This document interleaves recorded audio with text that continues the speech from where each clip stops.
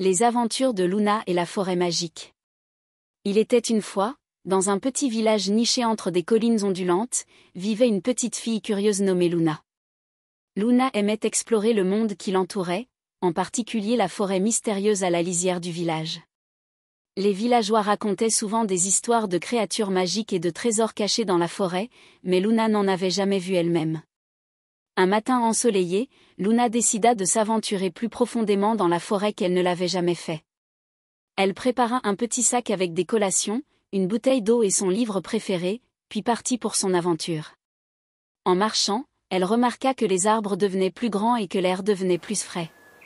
Les oiseaux chantaient de douces mélodies et la lumière du soleil traversait les feuilles, créant un magnifique motif tacheté sur le sol de la forêt. Après avoir marché pendant ce qui lui semblait être des heures, Luna tomba sur un chemin caché couvert de fleurs éclatantes. Intriguée, elle suivit le chemin jusqu'à arriver à un étang scintillant et cristallin. Au bord de l'étang était assise une petite fée scintillante avec des ailes qui brillaient comme la lune.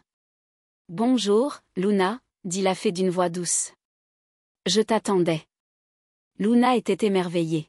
« Comment connais-tu mon nom ?» demanda-t-elle.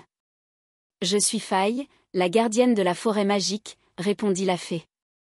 « Je veille sur cette forêt depuis des siècles et je connais tous ceux qui y entrent. Aujourd'hui, tu as été choisie pour une aventure spéciale. » Faille agita sa petite baguette, et une lumière dorée entoura Luna. Soudain, Luna se retrouva en train de rétrécir jusqu'à être de la même taille que Faille. « Waouh !» s'exclama Luna.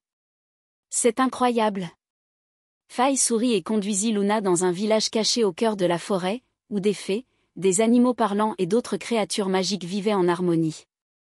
Luna se fit de nouveaux amis, dont un vieux hibou sage nommé Oliver et un écureuil espiègle nommé Nutti.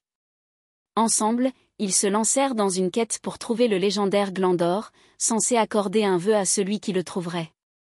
En chemin, ils affrontèrent des défis et résolurent des énigmes, en s'appuyant sur les forces de chacun et en travaillant en équipe.